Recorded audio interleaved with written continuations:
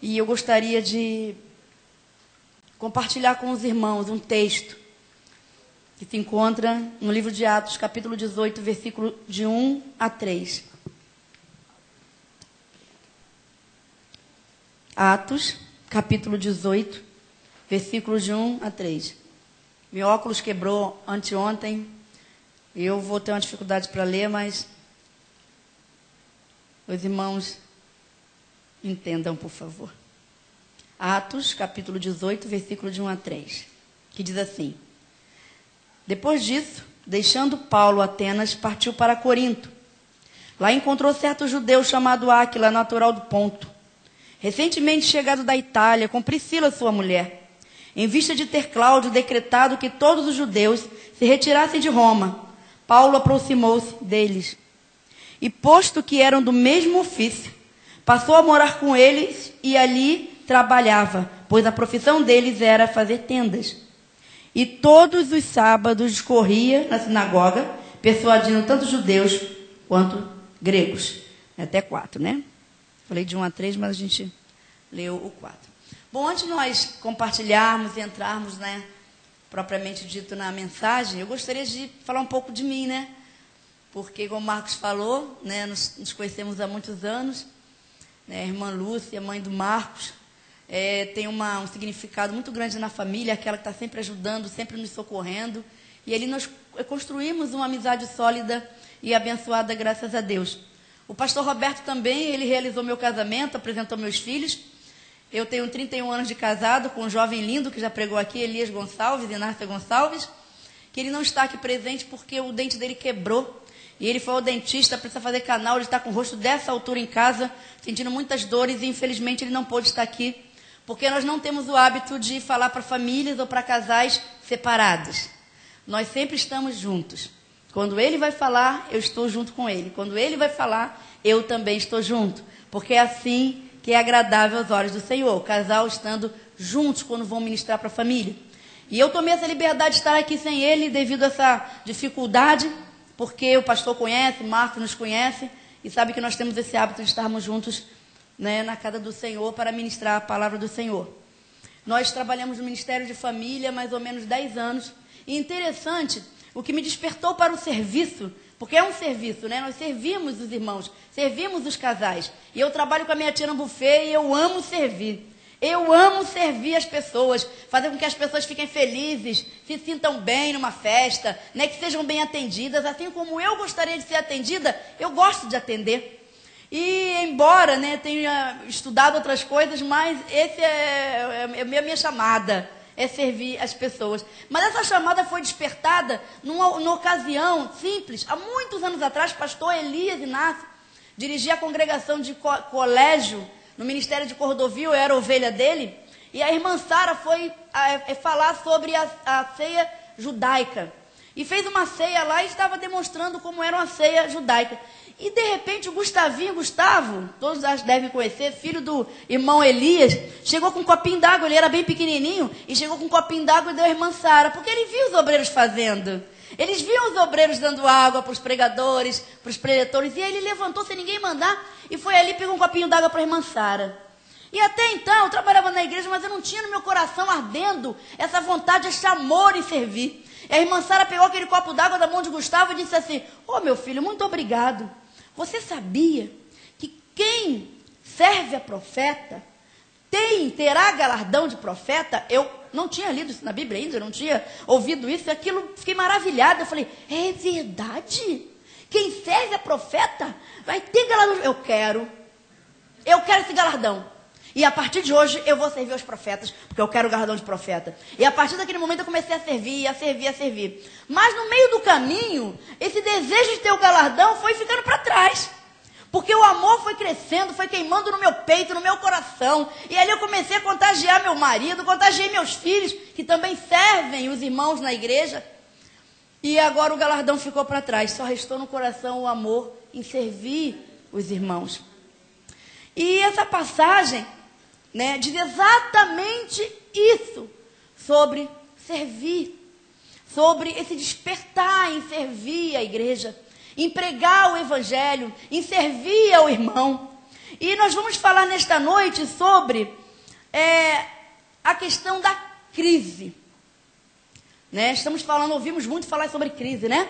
Então nós vamos falar sobre a crise. Quando chega a crise na família, como é que nós devemos nos comportar? O que nós devemos fazer para poder passar por aquela crise? E aqui, nessa passagem, fala sobre um casal que teve que passar por uma crise muito grande. E Einstein tem uma frase que diz o seguinte: nada muda até que algo se mova. Ele estava se referindo à física, né? Nada muda até que algo saia do lugar. Algo se mova. E a nossa vida espiritual também é assim.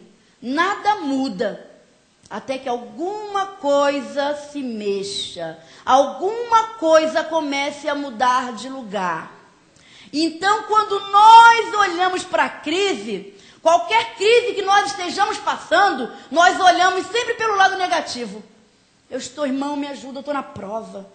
Eu estou passando pelo vento, é no funil, é na tempestade, é na peneira, né? Cada um tem um jeito de falar, né? De ilustrar, né? Quanto pior, né? Funil, peneira, meu Deus, passar pelo funil, pela peneira, só Jesus na causa. Então, cada um tem uma forma de se expressar, para demonstrar a gravidade da crise que ele está passando. Mas eu tenho uma boa notícia para dar para a igreja do Senhor. Crise não significa que seja uma coisa ruim. A crise e o conflito, eles não vieram para nos depreciar. A crise e o conflito, eles não vieram para nos derrubar. Eles não vieram para que nós passemos pelo funil. A crise e o conflito não vem para que nós passemos pela peneira. Não. E isso já foi provado cientificamente. Isso os cientistas, os psicólogos trabalham, existem psicólogos, existem pessoas que trabalham, que são autoridades com relação à crise. Como sair da crise? Crise financeira, uma crise na saúde, uma crise de desemprego. Existem pessoas que trabalham, estudam de noite para descobrir como resolver a questão da crise. E Jesus também deu, né, a solução, ou deu o caminho para que nós pudéssemos também sair da crise. Ou então, como nós devemos nos comportar durante a crise. E esse casal aqui, ele demonstrou, ele nos mostrou como é que a gente deve se comportar numa crise. Os seres humanos estão sempre em construção, nós estamos sempre em construção. Por isso que nós mudamos muito. Porque nós estamos em construção, nós mudamos na nossa aparência, nós mudamos intelectualmente, nós mudamos fisicamente. E nós vamos mudando, o tempo vai passando e nós vamos mudando. Em todos os sentidos, né? Espiritual, emocionalmente. Durante essa construção, essas mudanças, passamos por muitas experiências, né? A gente costuma dizer que as pessoas mais idosas, e é verdade, têm mais experiência, e é verdade. Os jovens não gostam muito que a gente fale isso, não. Eles não gostam muito, não. Ah, gente, olha, eu estou te dando esse conselho, menino, porque eu já passei por isso. Olha, eu já vi esse filme. Olha, eu já vi isso aí acontecer. Vai por esse caminho aqui que vai se meter. Eles não gostam. Mas existe uma frase que eu acho maravilhosa, que diz assim: se os velhos pudessem fazer o que sabem, e os jovens soubessem fazer o que podem, não haveria ninguém pobre. Os velhos sabem, mas não podem. Os jovens podem, mas não sabem. Então a Bíblia nos ensina a ouvir os mais experientes, ouvir os mais velhos, porque nós só temos a ganhar. E a crise, irmãos, ela também precisa, quando alguém está passando por uma crise, de exemplos, de conselhos, né? E as pessoas experientes vão dando isso, porque nós somos construídos a partir das dificuldades. Nós não somos construídos a partir da bonança. Não somos construídos porque a gente fica estático. Quando está tudo bem, a gente fica, né? Da mesma altura, do mesmo jeito, a gente não se move. Tá bom aqui pra caramba, tá bom aqui, eu vou ficar por aqui mesmo. E a gente nem respira para o negócio não sair do lugar. Mas quando a crise chega, não, você começa a correr para um lado para o outro. Deus, eu tenho que pôr oração, eu tenho que fazer, eu tenho que me virar, eu tenho que, olha, eu tenho que ir, eu tenho que voltar, eu tenho que vai para lá, não, eu tenho que resolver, eu tenho que correr. Isso a crise nos dá. E isso é bom, porque é na crise que nós podemos sentar para avaliar o que nós precisamos mudar. O que pode ser feito com relação àquela situação. Quando as coisas estão bem, nós não paramos para pensar nisso, tudo bem. Mas quando começa a dar ruim, né, ficar ruim, a dar problema, você começa, aonde que surgiu esse problema? O que está acontecendo? O que eu tenho que fazer? Né? Conflitos e crises familiares, desemprego, e a pessoa doente, gente, uma pessoa doente na família, e agora? Nós precisamos agora nos adequar, né? A mãe está doente, ou o pai, ou o filho, então nós temos que adequar a nossa agenda, adequar o nosso dia a dia para aquela situação de enfermidade. Então a crise vem para que nós possamos colocar as coisas no lugar. E em Romanos capítulo 5, versículo 3 e 4 diz assim: e não somente isto, mas também nos gloriamos nas tribulações, sabendo que a tribulação produz a paciência, e a paciência a experiência, e a experiência a esperança. É a tribulação que produz isso aqui. Esperança, paciência, não é? A tribulação é que produz. A palavra de Deus não diz assim, não, olha, a calmaria, né, a bênção produz, né, experiência, paciência, esperança. Não, é a tribulação. E o mundo que não entende isso, que não entende a palavra de Deus, acha que nós somos masoquistas. O povo crente gosta de sofrer. Diz que estar na tribulação é bom. Mas é bom sim, irmãos. É bom sim. E eu vou dizer mais. Nenhuma tribulação dura a vida inteira. Nenhuma luta dura a vida inteira. Ela tem tempo para começar e tem tempo para terminar. A crise, ela tem tempo para começar e ela tem tempo determinado para terminar. Porque ela não é eterna. Essa também é uma boa notícia. Portanto, passar por crise faz parte do nosso desenvolvimento mental, intelectual e até o físico. Nós precisamos passar por esse processo para que nós possamos crescer. E nós não crescemos na bonança, nós crescemos na luta mesmo, na batalha. É na batalha que são reconhecidos os maiores guerreiros.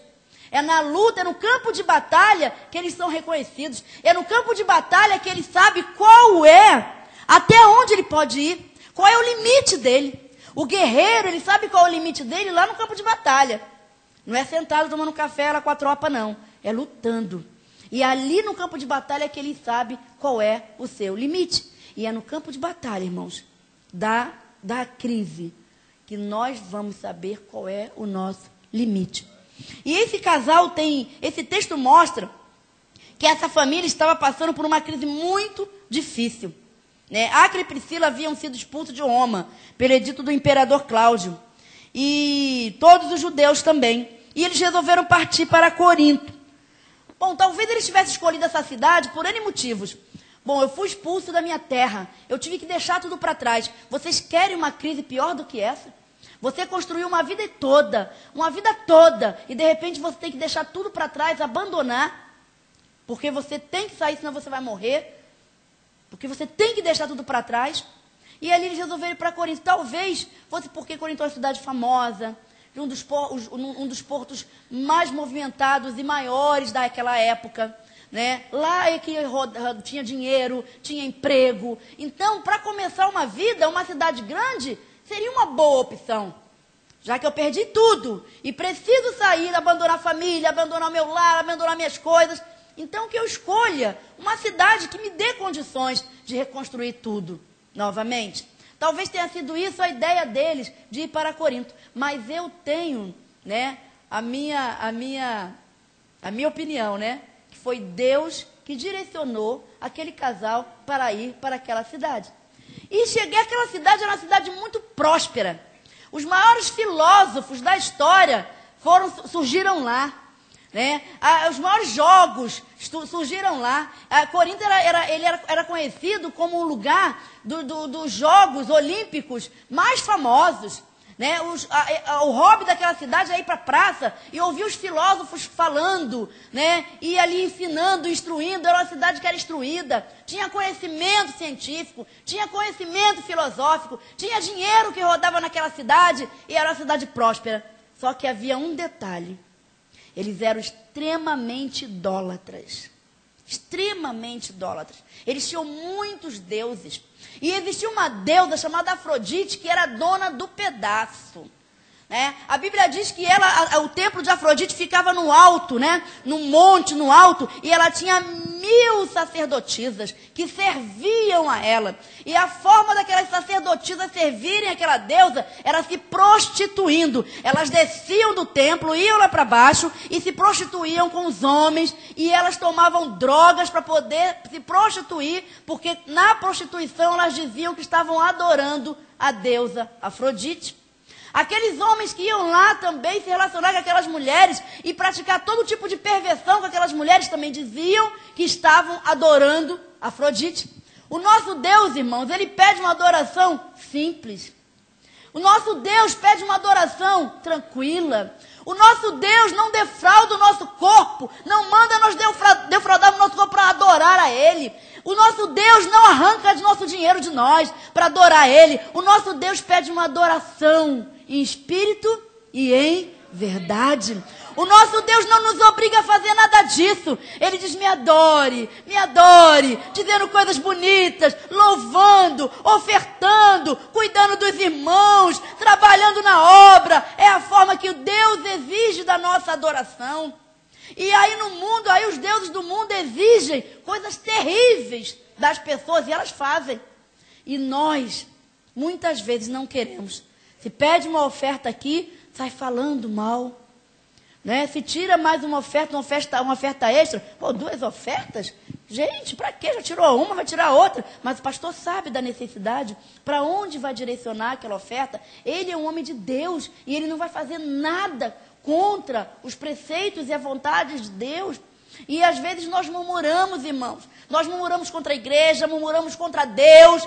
E essa deusa exigia coisas terríveis dos seus súditos, dos seus seguidores, mas o nosso Deus não. Ele só exige o nosso coração. Ele só exige, isso pede que nós abramos o nosso coração para receber, abramos os nossos ouvidos para ouvir a palavra, que nós abramos nossos olhos para ver o que Ele tem realizado, os nossos ouvidos para ouvir a sua palavra e o nosso coração para receber tudo de bom ou tudo de excelente que Ele tem para nós. E nós estamos nos embolando às vezes com coisas dessa vida, julgando onde não tem que julgar, envolvendo em assuntos que não é nosso, que é do sacerdote, e nós estamos caminhando para a destruição. Não para a construção, para construir uma igreja saudável, com ar-condicionado, com cadeiras lindas, uma igreja bonita dessa, com todo o conforto. É com as ofertas da igreja. É com a adoração, quando nós viemos adorar o Senhor com nossos dízimos, com as nossas ofertas. Quando nós viemos aqui, pegamos um papelzinho que está no chão. Nós estamos adorando o Senhor quando cuidamos do irmão. Nós adoramos o Senhor quando damos o ombro para o nosso irmão chorar. Nós adoramos o nosso irmão quando nós estendemos adoramos a Deus quando nós estendemos a mão para o nosso irmão. E é só isso, é a forma que o nosso Deus exige ou pede que nós adoremos a Ele. Mas aquela deusa, ela tinha um poder sobre aquelas pessoas. E até hoje, Afrodite está reinando. Porque ela era deusa da sexualidade, da prostituição, da jogatina, dos vícios de drogas, porque as suas sacerdotisas tinham que se drogar para descer e se juntar com aqueles homens lá embaixo, descer do templo. Elas precisavam se drogar para isso. Então era deusa também das drogas e ela está reinando aí fora. Ela está reinando aí no mundo ainda. A sexualidade está cada vez, as pessoas estão em busca disso, não estão satisfeitas com nada e buscam mais e mais.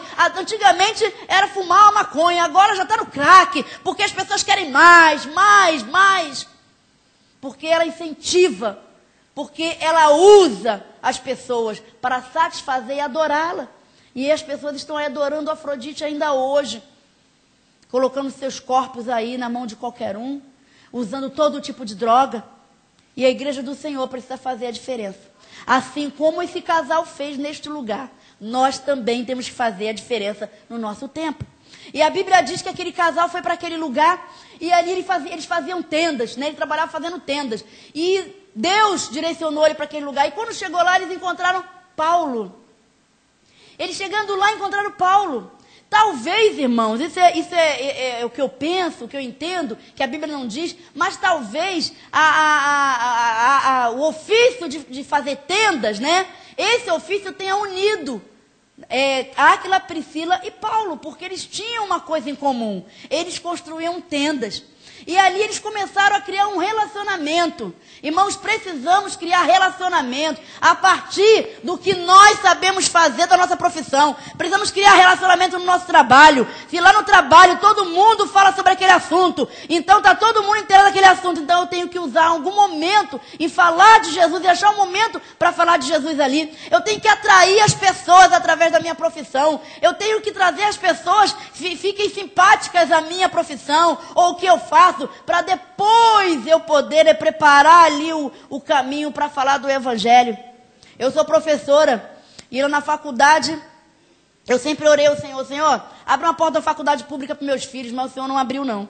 Abriu foi para mim. Amém, glória a Deus. Não abriu para eles, mas abriu para mim. E eu fiz uma faculdade pública. E chegando lá na faculdade, falava em Deus, era uma coisa horrível. E detonavam crente, e detonavam os pastores, e é uma coisa horrível. Eu pensei, eu não posso, lá no interior, né? Não sou do interior não, mas morei algum tempo no interior, quando diz assim, quando a gente quer pegar a galinha, a gente não fala show, né? Faz piu, piu, piu, piu. A gente não faz show, show. Se fizer show, ela vai embora, né? Se fizer piu, piu, piu, daqui a pouco está comendo na sua mão. E eu comecei a pensar, Senhor, me dá estratégia. Eu preciso usar essa questão aqui acadêmica, eu preciso usar esse interesse que eles têm pela mesma coisa que eu tenho aqui nos estudos acadêmicos, para atrair esse povo até mim e para depois que eles tiverem com a minha confiança, eu falar do teu evangelho. Porque não adianta falar do teu evangelho agora. Não adianta falar de ti agora, Senhor, que eles vão me tacar pedra. Eles vão me expulsar daqui. Mas eu preciso que eles tenham confiança em mim. E ali o Senhor me deu a estratégia. E eu comecei a trabalhar ali. E atraindo a confiança daquele povo. E atraindo a confiança daquele povo devagarinho. E 4 anos e meio eu fiquei naquela faculdade e não tive a oportunidade de falar de Jesus. Quando foi na formatura, aí o grupo lá de formatura, lá responsável pela festa de formatura, falou assim, Cristina, a gente queria pedir uma coisa, você trabalha com eventos, você pode organizar, né, a formatura? Eu falei, é agora, Jesus, é agora. Eles confiaram tanto em mim que as 3 turmas, a turma da manhã, a turma da tarde, a turma da noite, me elegeram para fazer esse trabalho lá da formatura, para organizar a programação. Eu falei, é agora. Irmãos, foi um culto. Foi um culto. Foi um culto. E eles foram obrigados a ouvir, porque eu não podia levantar. Todo mundo sentado lá, os doutores, sentado na mesa, os colegas sentados atrás. Eu falei, é agora, vão ser obrigados a ouvir agora, falar de Jesus. E foi um culto. E levei cantores, levitas, e cantaram lá, e homenagearam os professores cantando hinos gospels, hinos que falavam de Deus, homenagem para os alunos hinos, homenagem para o pai e para a mãe hino, e enchi de hino, e trouxe uma mensagem, e no final aquelas pessoas que falavam de Deus, repudiavam a palavra de Deus, ficaram chorando, vieram me abraçar e disseram, que coisa linda. Mas não foi para mim que elas falaram isso. Foi para a honra e glória do nome do Senhor. Nós temos que criar relacionamentos, irmãos, no nosso trabalho. Nós temos que criar relacionamentos na nossa rua. Criar relacionamentos na nossa vizinhança, irmãos. Como é que vamos falar de Jesus se não temos um bom relacionamento com o vizinho? Não temos bom relacionamento com o parente? Os parentes não querem nem ver, nem pintá-lo de ouro. De tão chato que não pode chegar na festa de família e quer converter todo mundo. Não é assim. É trazendo ele para nós. É atraindo ele para nós, para que na hora certa, quando nós jogarmos a semente, ela frutificar. E aquele casal e Paulo construíram um relacionamento de amizade a partir da profissão. Então, o que nós queremos falar nessa noite? Não podemos desperdiçar nenhuma oportunidade de atrair as pessoas, de ser simpático às pessoas. Não por falsidade, não, mas porque é assim que a palavra nos ensina. Atrair a amizade, a confiança. E na hora certa, irmãos, quando ele estiver passando uma dificuldade, ele vai te procurar. Lá na faculdade tinha muitos espíritas, mas quando o negócio pegava para o Cristina, vem cá, senta aqui. Olha, ora comigo, me ajuda, vamos orar.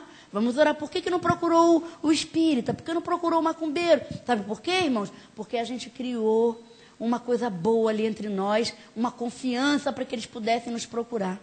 E é assim que a gente precisa agir. E é assim que eles fizeram. E aquele casal fez aquilo. E criou um ambiente bom entre eles e Paulo. E ali eles começaram a trabalhar pelo Evangelho. A Bíblia diz que aquele casal foi um dos primeiros missionários, juntamente com Paulo, a pregar o Evangelho pelas cidades. A Bíblia diz que eles abriram a casa deles para que a igreja do Senhor fosse implantada ali. E almas aceitassem Jesus naquele lugar. Então aquela deusa que tinha todo o poder, aquela deusa que mandava em tudo, que era dona de tudo, começou a perder força. Os seus adeptos ali, os seus seguidores começaram a ouvir uma palavra diferente daquela que aquela deusa ensinava. Começaram a ouvir uma palavra que queimava o coração. Começaram a ouvir uma palavra que movimentava alguma coisa por dentro deles.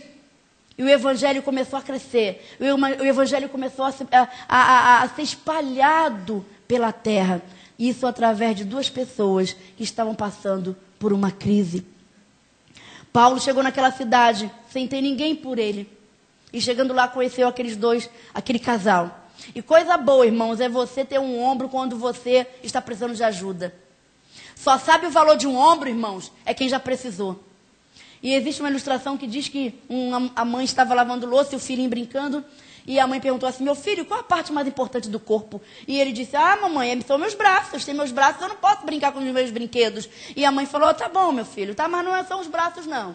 E a mãe estava lavando roupa e o filhinho também jogando bola. E a mãe perguntou: meu filho, você já descobriu qual a parte mais importante do corpo? Mamãe, são os meus pés. Sem os meus pés eu não jogo bola. E a mãe falou: não são os pés não, mas a gente vai continuar tentando. E ali um dia o pai da mãe, o avô daquela criança morreu. E ali eles estavam no velório, a mãe muito chorosa, o garotinho chegou tão pequenininho, sentou do lado da mãe, colocou a cabeça da mãe no ombro e disse assim, a mãe falou assim: filhinho, você já descobriu qual é a parte mais importante do corpo? E o garotinho disse: não, mamãe. Ela disse: o ombro. É a parte mais importante do corpo, que é onde as pessoas podem deitar a cabeça e chorar. E Paulo encontrou ombros ali naquela cidade.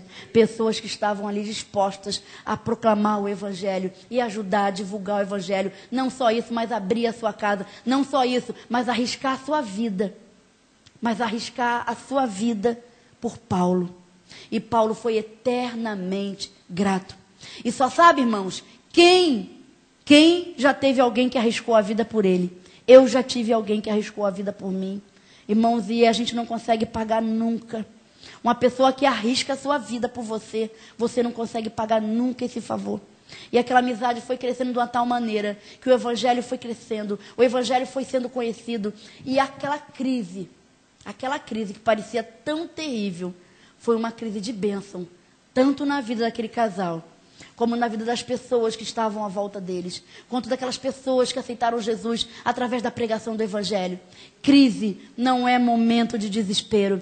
Crise é momento de reflexão. Os grandes historiadores falam que em toda a história do mundo, a crise é o momento de decidir as coisas, colocar as coisas no lugar. Se você está passando por uma crise hoje, saiba de uma coisa: essa crise está acontecendo é para Deus colocar as coisas no lugar. Porque durante a crise é que nós sentamos para pensar, durante a crise é que nós sentamos para conversar, para discutir, para concordar, para tentar resolver a situação.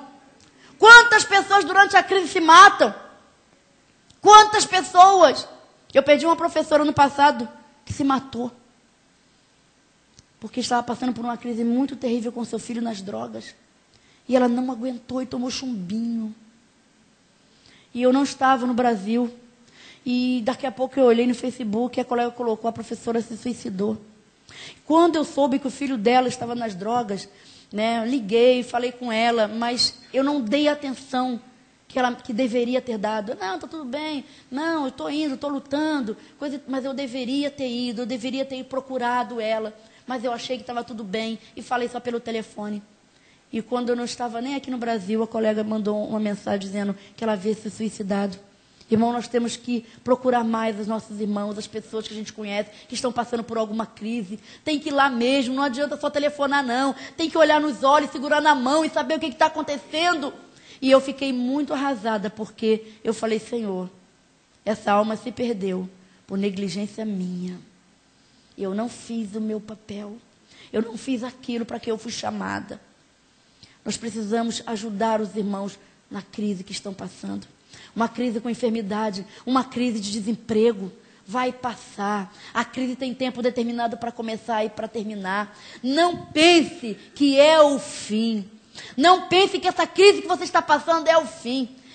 Nós precisamos ter algumas posturas durante a crise. A primeira postura que nós temos que ter é ser honrados, é manter nossa honra, é manter a dignidade, ser dignos durante a crise. Coisa difícil é ter e manter dignidade durante a crise. É difícil, é difícil.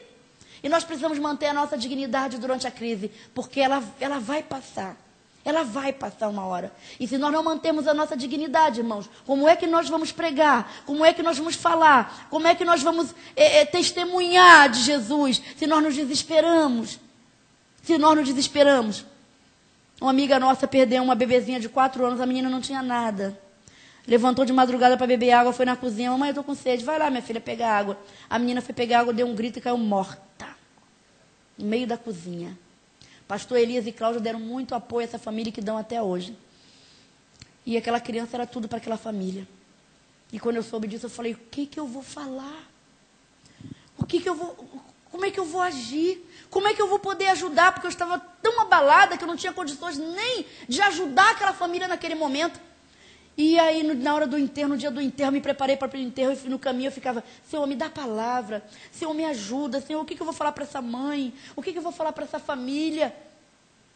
E aí, quando eu cheguei no enterro, que eu abracei ela, eu falei, não vou falar nada, simplesmente abracei e chorei. Ela disse para mim assim, chora não, Cristina. Foram 4 anos que o Senhor deixou ela comigo. 4 anos. 4 anos que eu não tenho como pagar o Senhor.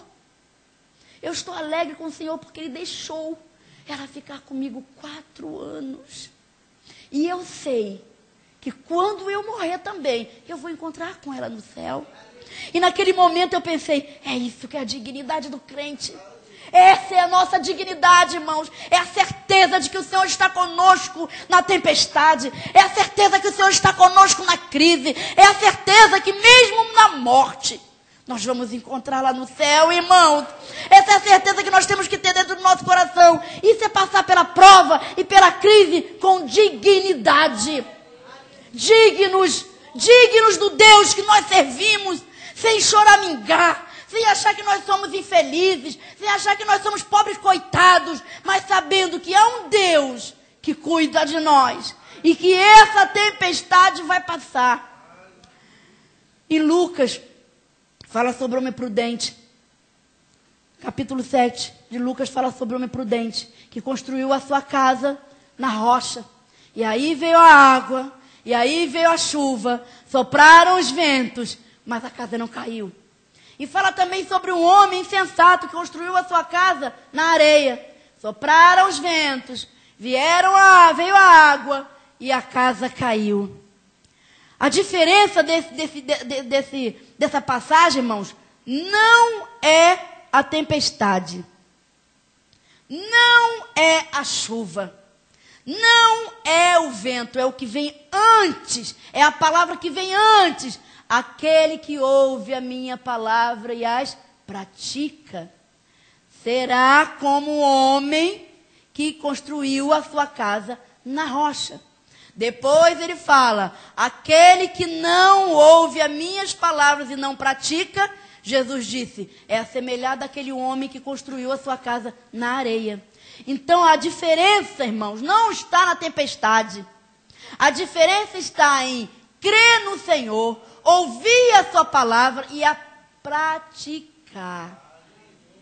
Quando nós ouvimos a palavra do Senhor, reconhecemos que Ele é Deus e praticamos a palavra, nós passamos pela crise com dignidade. Não passamos falando mal de Deus, falando mal de todo mundo, porque eu sou infeliz, só acontece comigo, nada de bom acontece comigo. Mas quando nós cremos, ouvimos, entendemos e praticamos, nós passamos pela prova dizendo assim, eu estou na prova, mas o Senhor está passando comigo. Essa prova tem um tempo, ela não vai ser eterna, e o Senhor vai passar comigo, e eu vou conseguir passar, e eu vou conseguir atravessar esse Jordão com dignidade. Essa é a diferença de quem serve ao Senhor em espírito e em verdade e quem não serve ao Senhor em espírito e em verdade. É na hora da prova que a gente vê quem é o servo fiel. É difícil, irmãos, ter dignidade na prova, mas precisamos ter. E passar pela prova de cabeça erguida e dizer que até aqui tem nos ajudado o Senhor.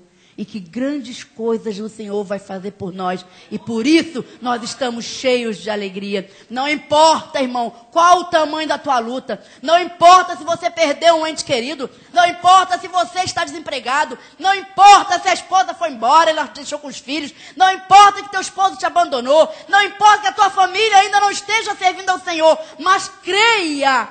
Tenha certeza disso, que a palavra do Senhor vai se cumprir na sua vida e na vida da sua família. E não tenha dúvida disso, porque o Senhor faz. O Senhor faz. Bate, que a porta se abre.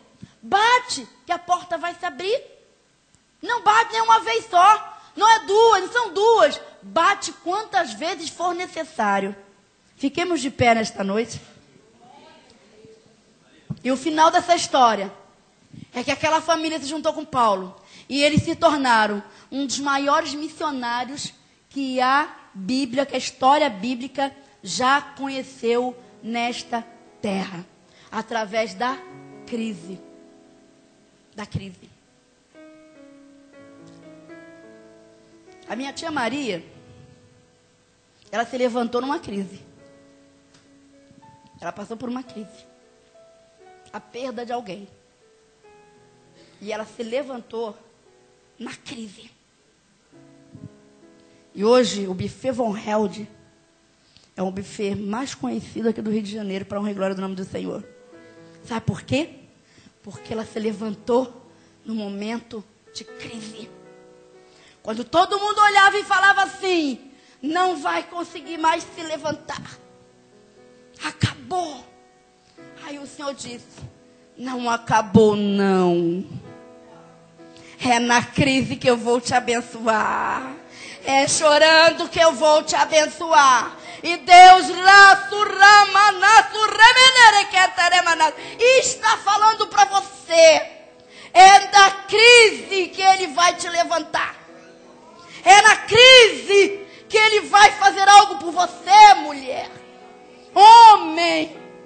Não é na bonança, não. Quando tem dinheiro guardado e a saúde está tinindo, não. É quando a gente perde. É quando a gente perde alguma coisa. Crise significa, sabe o quê? Algo que saiu da estabilidade. Quando algo sai da estabilidade, a crise é instaurada. E aí Deus começa a trabalhar e vai dizer, é aqui. É nesse momento que eu vou trabalhar na tua vida. É agora que eu vou fazer. Sabe por quê? Para provar que eu sou Deus. Porque se o Senhor não trabalhar conosco na hora da crise, a gente vai achar que a gente saiu da crise por nós mesmos. Ah, pela minha inteligência, pela minha habilidade, porque eu tenho dinheiro, porque eu tenho isso, porque eu tenho aquilo. Então Deus nos mostra que nós não somos nada. Na hora que nós estamos mais tristes, ou mais abalados, ou mais sem força, ou mais sem esperança, aí que Ele entra no negócio. E aí Ele começa a te fortalecer. Ele começa a engrandecer a tua vida. Ele começa a trabalhar na tua vida. Ele começa a te mostrar que há uma luz no final do túnel. O diabo diz, não tem saída para você. Mas o Senhor nessa noite está dizendo, a saída é Jesus. A saída é ouvir a sua palavra. Ouvir a sua palavra, andar nos seus caminhos e praticar a palavra é o segredo para passar pela crise.